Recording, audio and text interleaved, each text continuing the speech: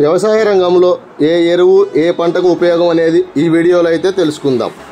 అయితే మొక్కలకు అవసరమైన పోషకాలు అనేవి 18 రకాలు.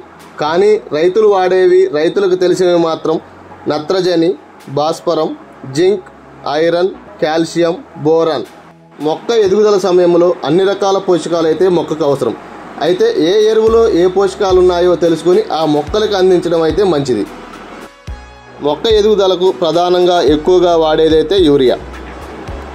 అయితే యూరియాలో 46% నత్రజని అయితే ఉంటుంది. అదేవిధంగా డిఏపిలో 18% నత్రజని, 46% భాస్వరం అయితే ఉంటుంది.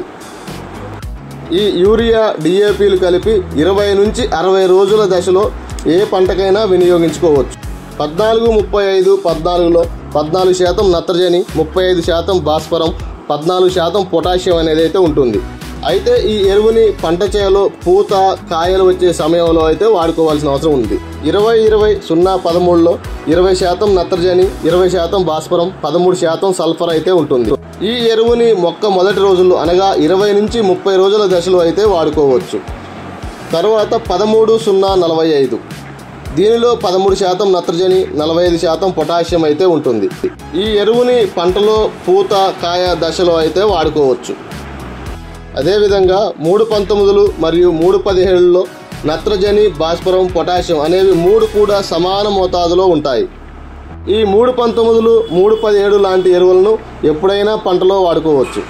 అదేవిధంగా 28-28-0 దీనిలో నత్రజని, భాస్వరం అయితే ఉంటాయి. అదేవిధంగా ఎస్ఎస్పిలో 16% భాస్వరం, 21% కాల్షియం, 11% సల్ఫర్ అయితే ఉంటుంది.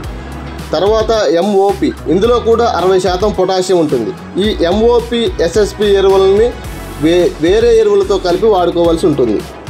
ఫార్ములా 4, ఫార్ములా 6లో zinc, iron, manganese, boron, copper, molybdenum వంటి పోషకాలు అయితే ఉంటాయి.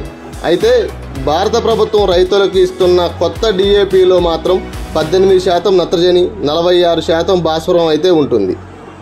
మొక్కల పెరుగుదల సమయం మొత్తంలో ఒకసారి అయినా సూక్ష్మ పోషకాలు అయితే అందించాల్సి ఉంటుంది. ఈ సూక్ష్మ పోషకాలు అనేవి ఫార్ములా 4, ఫార్ములా 6లో అయితే ఉంటాయి. వ్యవసాయ రంగంలో ఉన్నటువంటి వివిధ పంటలలో ఏ ఎరువుని ఏ సమయంలో ఎంత మోతాదులో వాడుకోవాలనేది అయితే ఈ వీడియోలో తెలుసుకున్నాం.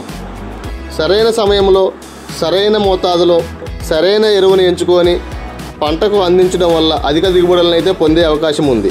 వీడియోపై మీ అభిప్రాయాలను కామెంట్ ద్వారా తెలియజేయండి. ఈ సమాచారం మీ తోటి రైతులకి ఉపయోగపడుతుంది అనుకుంటే తప్పకుండా షేర్ చేయండి. ఈ సమాచారాన్ని కొత్తగా తెలుసుకున్న వారు ఎవరైనా ఉంటే ఈ ఛానల్ని తప్పకుండా సబ్స్క్రైబ్ చేయండి. సబ్స్క్రైబ్ చేయడంతో పాటు బెల్ ఐకాన్ మీద ఆల్ అని ట్యాప్ చేయండి. ఈ సమాచారం మీకు ఉపయోగపడుతుంది అనుకుంటే తప్పకుండా లైక్ చేయండి. Thank you for watching this video. Please like and share and subscribe and comment. Thank you for watching this video.